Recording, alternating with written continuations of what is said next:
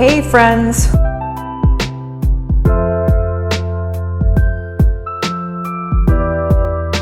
Hey friends! What I am hoping to provide you with today is a gentle series of exercises that you can do if you are either currently in pain or kind of just over the hump, and that we start to build some of these connections into the pelvic floor. If you're more advanced, I still think a lot of the cues that I'm going to give are relevant, and think of it more as cross-training or prehab. So cat-cow to start. I'm going to be cueing around pelvic floor and even energetics because that's how I work with my clients. So arms are underneath the shoulders, knees are underneath the hips. I find that a lot of people tend to overshoot and put their knees too far back. Let's first start with some scapular glides. So I'm gonna let my sternum sink towards the floor and my scapula come together. I'm then gonna push into the floor and feel my shoulder blades pull off to the sides. So again, they drop. Try to see if you can feel that as they drop, your pelvic floor will naturally tend to relax. And that as you push, you're engaging more of your core, and there will be a little gentle tone to the front of the pelvic floor. Not just the low abs, but around the pubic symphysis. Let's do 2 more of those.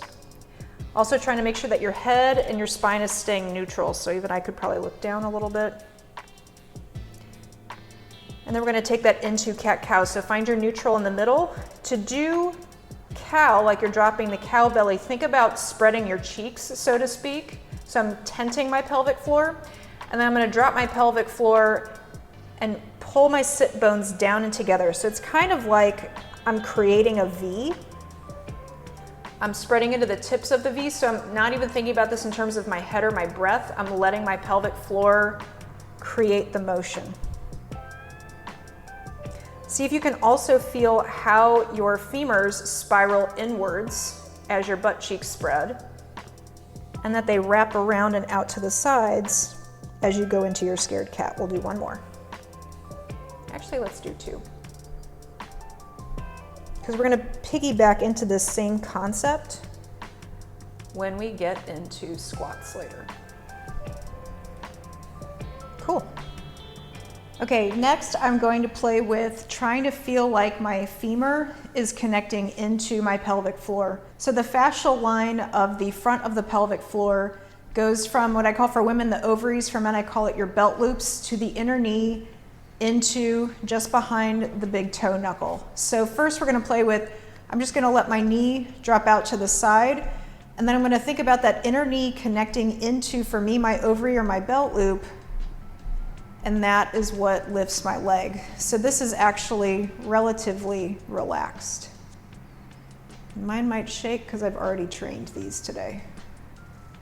You may need to put your hand underneath to stabilize your pelvis. I do because it felt like I was teetering.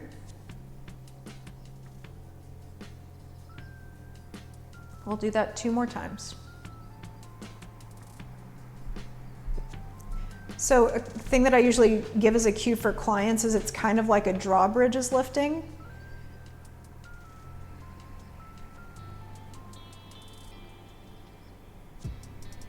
Also maybe wiggle your toes in case you're creating tension in your foot that can thwart this connection. So I can feel how my pelvis is teetering again, so I'm gonna put my hand underneath. If that's uncomfortable for your shoulder, you can just put a little washcloth wadded up.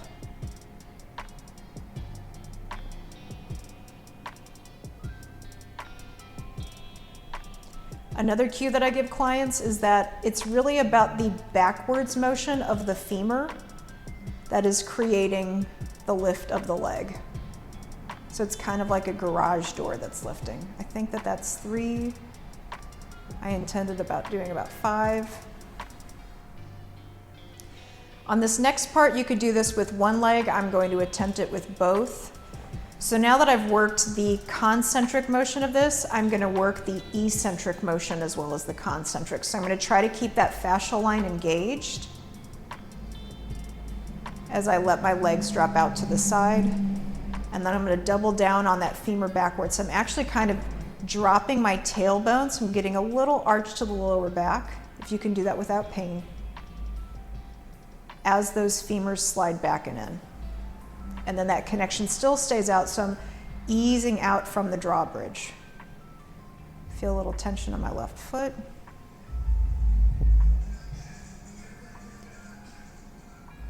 Easing open. It's really common, and I can actually feel this happening a little bit for me, that the glutes take over because they balance the adductors. It's the abductors, but trying to keep the outer thighs and glutes relaxed as you lift the legs. We'll do one more repetition.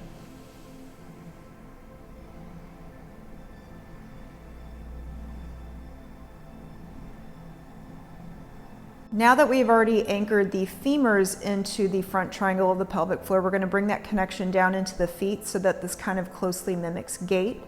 So we're trying to find the ovary/belt loop connection through the inner knee into really just behind the big toe knuckle. So this is where that garage door example comes into play. My femur is sinking backwards into the socket, and that is what is allowing it to come up. Make sure your foot's relaxed, make sure your glutes relaxed.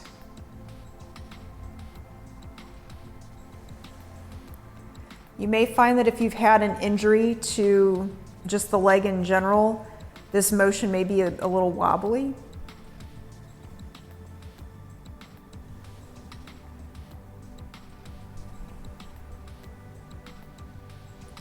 And then we're going to play with bringing that up into the air. I will find that over the years, I've found that when our heart shuts off, we energetically disconnect our legs and our arms, but in our legs. So if you're finding that this connection is not really coming super naturally to you, think about opening the back of the heart space and having it melt into the floor, and see if it's easier for you to feel the anchoring of the femur into the pocket of the pelvis.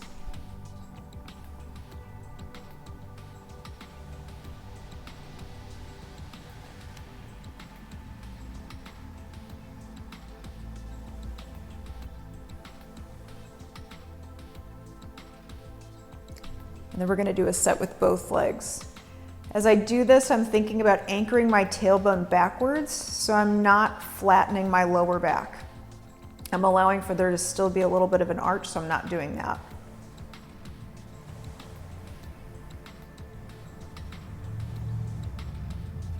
And then I'll take that up into the air. And this is where it really helps to think of that heart cue. So the back of my heart is opening, legs lift.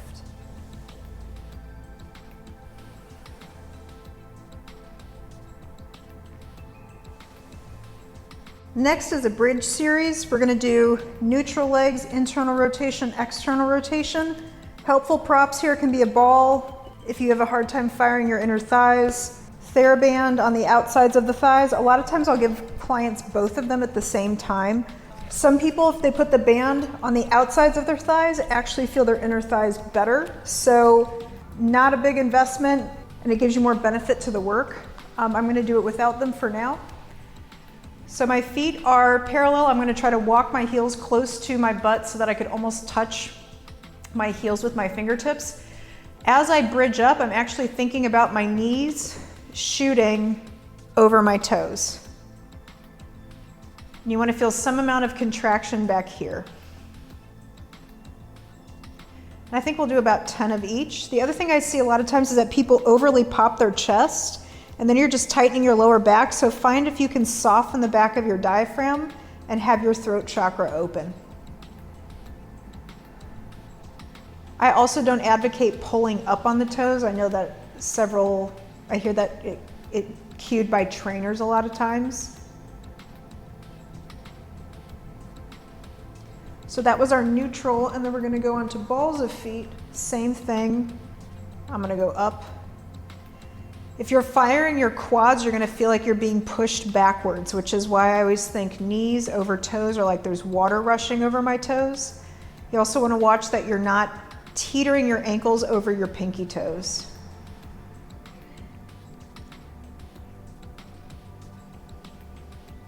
If you want to make this harder, you could always have arms hovering, but you want to just feel like your arms are heavy in the sockets. And I'm awful with counting, particularly when I'm on a camera, I guess. I think that's 9. Okay, and then we'll do feet turned out, heels together, same thing for 10. Here's where having that band can really be helpful.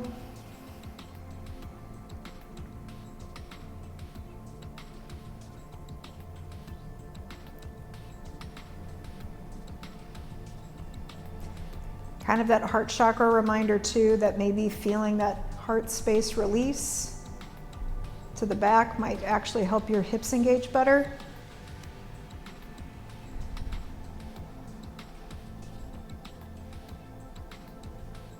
And I'm really pressing my inner heels together here. And if you do that, you should feel your inner thighs fire up pretty quickly.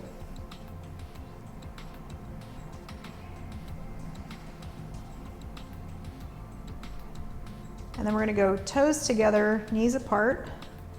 Sorry, knees and toes together, heels apart.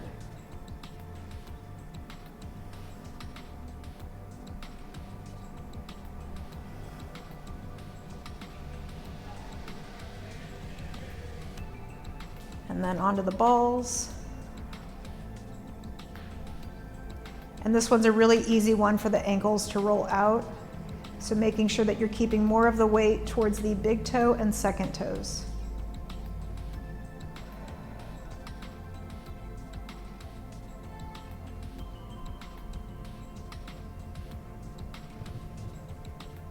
The exercise we just did, bridge, that works the hamstrings and the glutes, but I find that it's a little bit more of a glute focus since that's the main action of the glute is pushing the hips forward. We are going to isolate the hamstrings. We're not going to use any weight. We're going to do 10 of these here, but I would encourage you that if you want to pause and do more, you could do 50 of these and you'd be sore tomorrow. It's crazy. So the action of the hamstring is to bend the knees. So I'm just going to take my leg and curl. Let's actually do this both at the same time.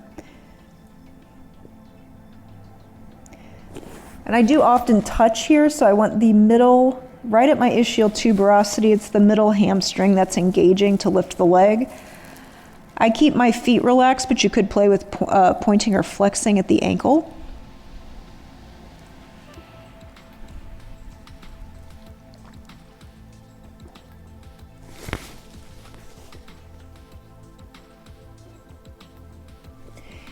To get this out of the quad, I found that a lot of people use just their super quad dominant.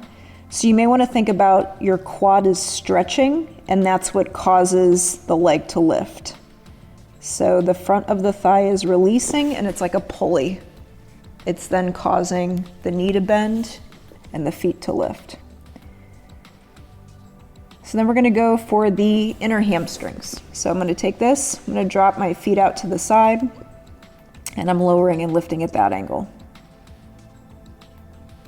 You may find that your hips have different ranges of motion, meaning your ankle might be further away on one side than the other.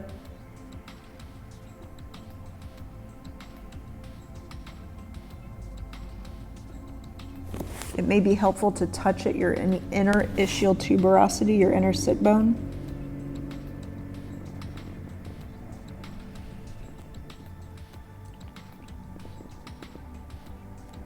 You could add resistance here if you wanted to attach a TheraBand to something and then attach it into your ankle. And then I'm going to go, I guess, crisscross. I don't usually do these both at the same time. So now I'm going for outer hamstring. And I don't really feel it activating on my left, so I'm going to touch there.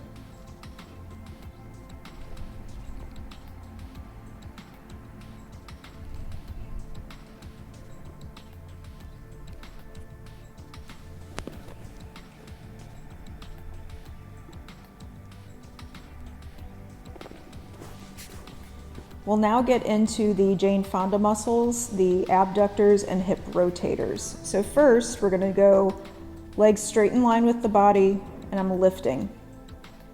In order to lift, I'm thinking about reaching my foot away from my head. You could also have your head neutral here, like with a pillow. which would actually be the more ideal position, especially if you've got a tight side neck, because that can actually substitute for this muscle. So we'll do 10 of each. I'm stabilizing here because if I go too high, that's gonna happen, or there's a tendency for this to happen. So in order for me to keep the integrity of the motion, I'm pushing away with my hand.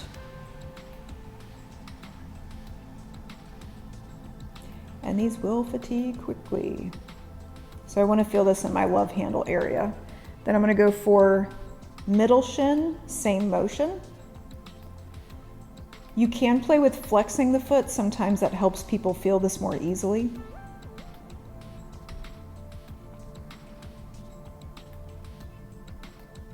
And it doesn't take many to burn. And then I'm going to go for thigh over thigh. I'm also going to kind of pop my butt backwards as I do that.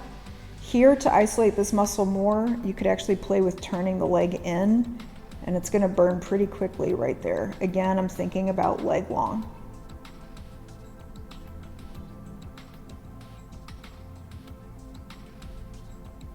It's burning.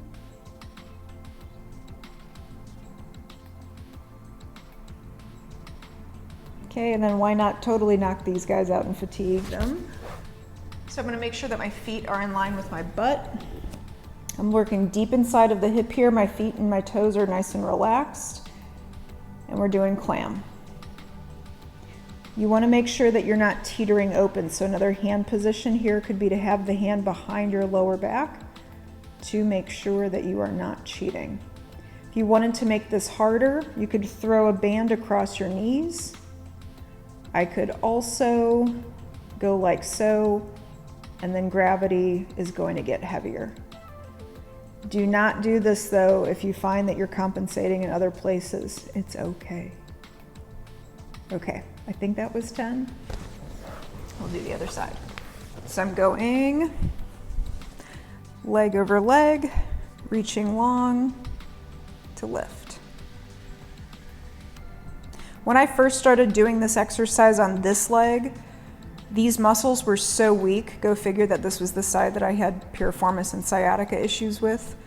I couldn't even feel it in the love handle area, and I find that that's actually pretty common with a lot of my clients. I could actually only feel it in the outer shin. It took about 2 weeks of doing this regularly for it to migrate up into my hip.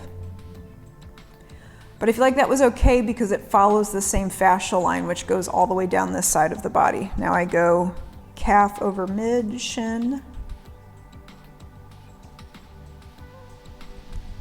And I'm gonna kind of turn in just a little bit here because I don't feel it. I feel my quad loading, where you want this one is smack dab in the middle of your butt cheek.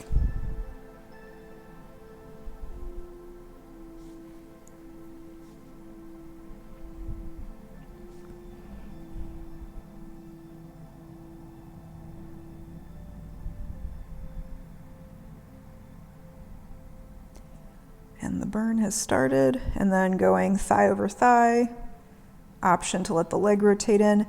Note that it's the leg rotating in, not the whole pelvis.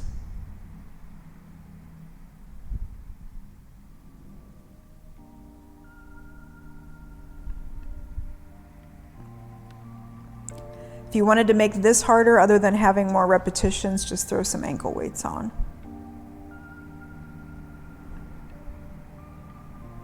Okay, and then I go to my clam. I'm gonna make sure my feet are in line, feet are relaxed, rear is stable.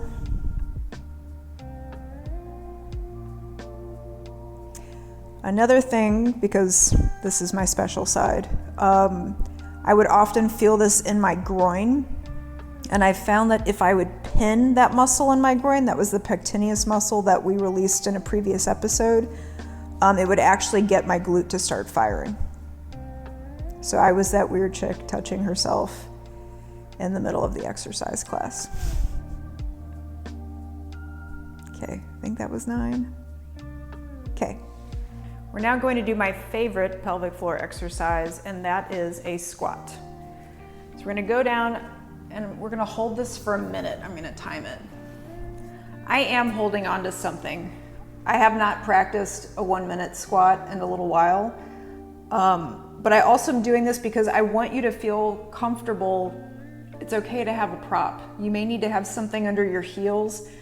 And I'm actually, for the confines of this video series, more concerned about your hips understanding this position and feeling relaxed, and that you can let your pelvic floor gradually continue to release.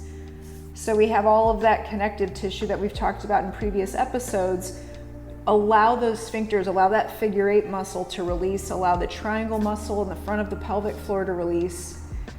Doesn't mean that you're actually going to let things come out, but just breathe and allow it to let go.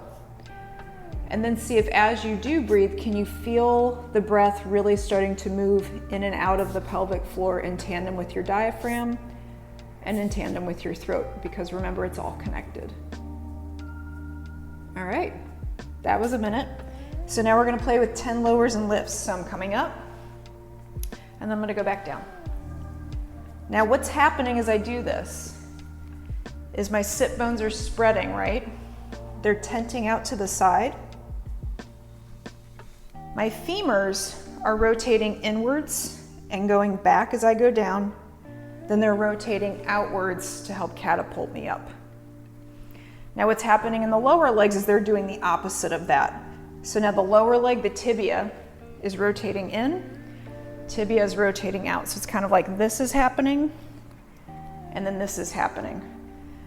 So if you can tap into that, you might find that you can tap into this bone momentum. That's going to help you lower and lift. And then also not cocking back at the head. I find that a lot of people do that too. And once again, I am awful with counting, especially when I'm multitasking and trying to talk. We'll do one more. Great. That concludes our beginner workout for the pelvic floor. Remember that it wasn't just about core work. We hit up all of the things down there. Hope you enjoyed. Please subscribe if you want to check out the intermediate one that we'll post in the next week or so. Thanks for watching.